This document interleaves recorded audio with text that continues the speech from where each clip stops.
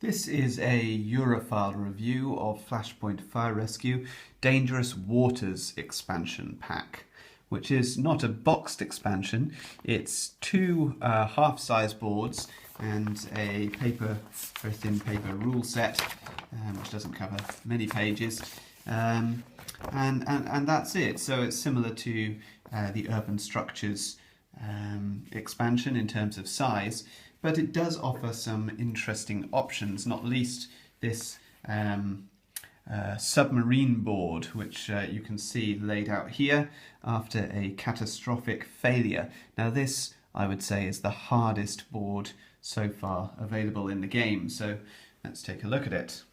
So here we're set up, well, we've just finished a game where the submarine has sunk because all the damage cubes have been placed. And as you can see, this board is made up of two half-size boards put side by side like this. On the reverse of these boards is a ship, and I'll go on to show you how the ship side of the board works in a moment. How this side of the board works with them placed lengthways side by side is that we get this new way of measuring the grid references. So here we have the red 1, 2, 3 and numbers 1 to 8 along here, and then on this side of the board is red 4, 5 and 6, and again numbers 1 to 8. So we only need to use the normal 2 dice in order to use this board. You'll see that there are green doors here, which are a new element which come with the game.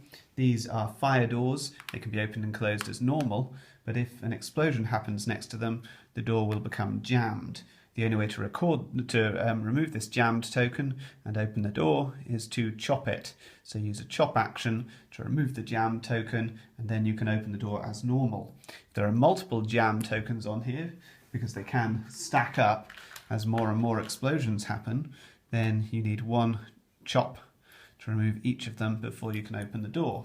So those fire doors you also see in the Extreme Danger expansion, but they're made available with this expansion too. In this board, the firefighters enter via this central point, so they all start from here, and what we're trying to we can't actually get outside of the submarine. So in order to rescue people, we need to move them into these blue spaces here. Now, these spaces can still fill up with fire, and the victims are not removed from the board when they're placed in here, so they're still vulnerable. They can still get killed later on in the game. Indeed, this, in the game that I've just played, this victim was nice and safe in here, but I had to move her out because it was looking very vulnerable in there. So she's been shifted across into this room up here to wait to go back in. So that's a nice new touch. Now the game ends, unlike in the other games, the walls here, they can take as many damage markers as it takes, so you can end up with explosions that knock multiple damage markers onto the walls, but that will never be considered a hole, so this will never be breached.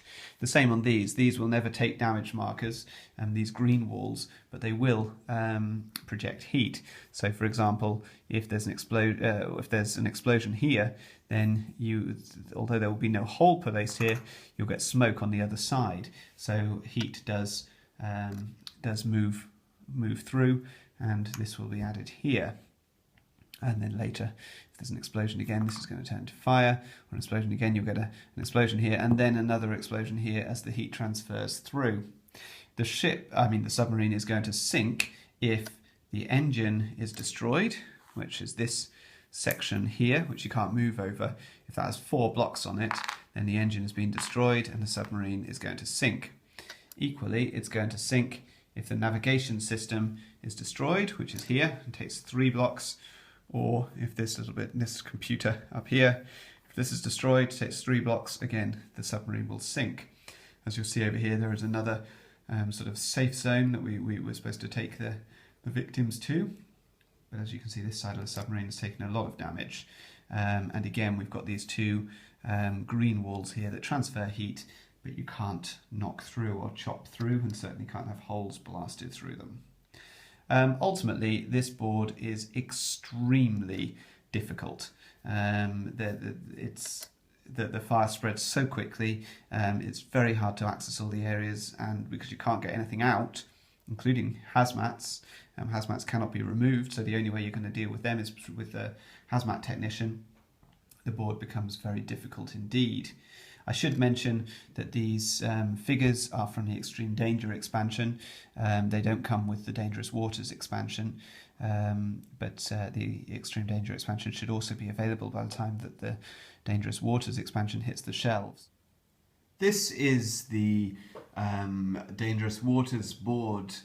It's the ship side of the board, which, as you can see, is a more standard sort of size board. It's the two boards pushed together now, so that the split is down the middle here, as you can see, and they go together to form a standard grid like we're used to seeing, with 1 to 8 on this side and 1 to 6 on this side. I'll play through a couple of rounds this time to show you, because there's nothing particularly new which isn't already featured on the other side of the board. Again, we have this green line, and we have the which heat can pass through, and we have the green fire doors. So I'm looking at a 6-player game here.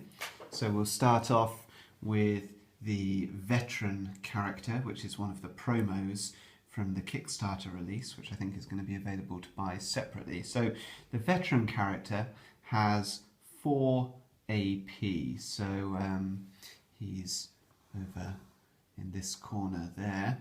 So let's bring him out, and he's going to go 1, 2, he's going to open the door for 3, and step through for 4. He's going to reveal, well, this is a promo here, because this is a hazmat which is disguised as a point of interest. So I'm going to have to replace that now with a hazmat from my case. So we should put a hazmat on here. And that is the end of this guy's turn. So we now roll the dice, and we've got a 6 and a 5. So that is going to be up here. So we'll put some smoke up in that space. And now we move on to the CAF's firefighter, and he is over in this corner. So let's just move back a little bit, and again he's got 3 AP. So 1, 2, 3, and he obviously can't. He can extinguish this with his extinguish AP. And he's coming in here. The reason that he's coming in here is to try and protect this region of the board, which is the engine, the ship's engine. If this gets 4 cubes on it, then the ship will sink. I should have previously generated a new point of interest because of that hazmat, so let's roll for that now. So we've got a 2 and an 8. So that's going to be 8 and 2. So that point of interest actually would have arisen exactly where he's standing. One thing to mention on this board is that around the edge here we don't have a grid reference. This is not this is outside of the grid. We get to 8 and then we've got nothing. So this is the equivalent of the outside of the house boards. So like running around the outside of the house, which means that according to the rules as written, if fire spreads into these spaces, then it will disappear at the end of the turn, which doesn't seem particularly thematic. So I've certainly seen suggestion by the designer on the website that we should allow fire to run out here if we want a slightly harder and slightly more thematic game, and that the fire should then stay there. But as I say, that's not the rules as currently written. So those are the only real changes. As you can see, the firefighters come on from these spaces here and exit from here, and people are safe if they're brought to these spots, because they can presumably get into the little rescue boats that you can see on the side there, the lifeboats. Aside from that, it's a fairly standard sort of board. But this center region, when you play the board with the green lines around the outside, really does make a difference, because you don't want fire to be in here, because this engine is going to eventually cause major problems. So it's a lot of the game is about protecting this region, which this green line does a lot to do, but heat can still pass through, and hence, you know, when set up here, I've already got fire on the inside, which needs to be put out pretty quickly. It's not as difficult as the Submarine Board, but it's still quite a tough board. It's quite nice having this sort of corridor that runs all the way around, which makes access generally quite easy, particularly for the rescue dog, who needs to be able to run around freely. So it's a nice layout, and it does provide for a particularly fun board to use.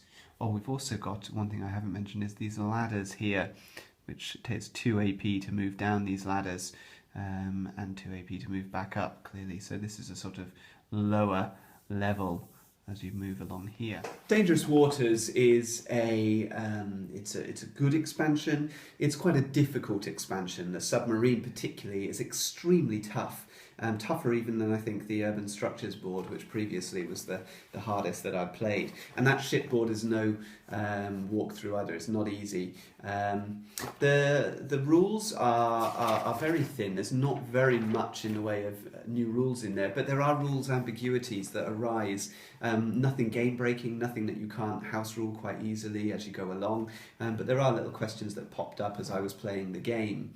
I think of all the expansions so far, this is the most different. Okay, if you're looking for an experience that's different to the base game because you've burned out on it for some reason, no pun intended, then I think this is a good one to go for, because it really does give you a different experience. Also, if you're finding that the base game or the other expansions are that challenge for you, then I think this is the one to go for. It may not be the first expansion to pick up for players who are just playing the base game and getting on well with it. This might not be the obvious next step, but for somebody who really wants something different, something new and something challenging, then you could do a lot worse than look at the Dangerous Waters expansion.